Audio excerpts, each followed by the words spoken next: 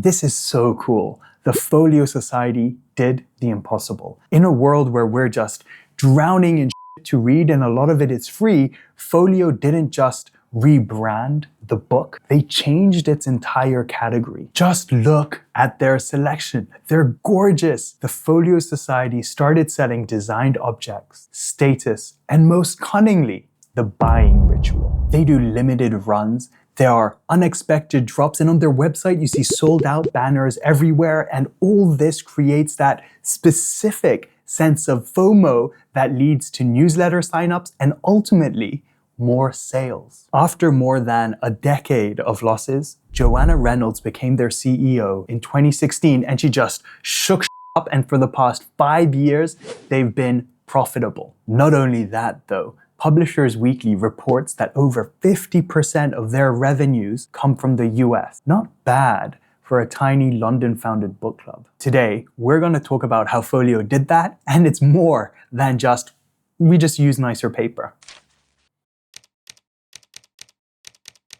The Folio Society was founded in London just after the Second World War in 1947 as a membership-based book club that produced illustrated versions of the classics. They were prestige till about the 2000s when they started losing money and customers. Internet killed the radio star. And now they are a direct-to-consumer design brand more than anything. Their biggest move is owning the relationship with the customer. So let me explain. When a publisher sells to a bookstore like Folio used to do, the bookstore owns the relationship with the customer. And when they pivoted to DTC, they now own the email list, the data, the drop calendar, the global audience, the entire margin. They're basically an e-commerce company that happens to sell books.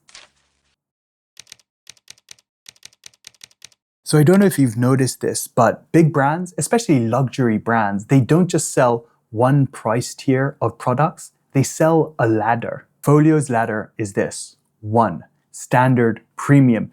Hardbacks with beautiful illustrations and slipcovers. This is the, I just want one copy tier. 2. Limited editions. This is the real hype engine. And they sell out super quickly. For example, copies of Marcus Zuzak's The Book Thief sold out in 22 minutes. 3.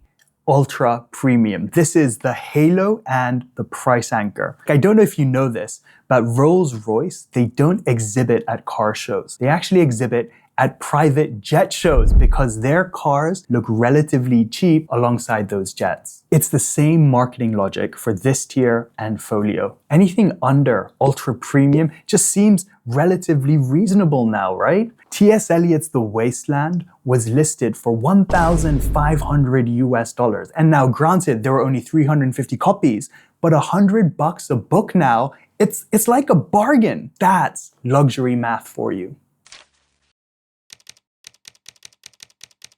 But there's a catch. The ladder only works if there's a sense of urgency, or if you're an idiot like me. And this is how Folio manufactures it. They announce a limited edition, a strict print run. People get FOMO and go buy it. It sells out. Folio posts sold out as proof. The people who miss out now feel regret. They subscribe, pay more attention, and buy earlier next time. Et voila, more customers. This loop converts. I want to read this to I need to secure this. It is drop culture applied to books. It's eliciting a different emotion, right? The buyer's mindset has shifted from simply buying to read to collecting. But is this an investment?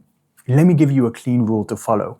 A collectible does not necessarily mean an appreciating asset. Yeah, some limited editions will rise on the secondary market, but some won't. And many of Folio's standard premiums, frankly, they don't rise. The real value in Folio standard premiums is in the object itself, the typography, the beautiful illustrations, the satisfaction of ownership, and yes, the identity signal of displaying it on your bookcase. And Joanna Reynolds understood why this is so potent now, because so much of our lives is digital or rented subscription services, right? This is precisely why I only buy physical books. A book is one of the last few media objects that we can actually own for ourselves, keep forever, and share as we wish. So should you buy one?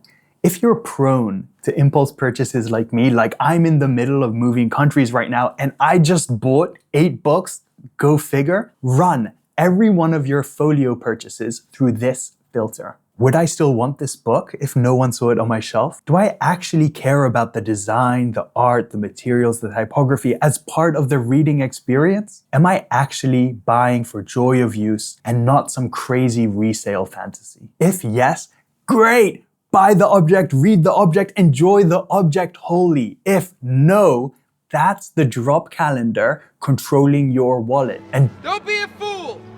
like, share, subscribe!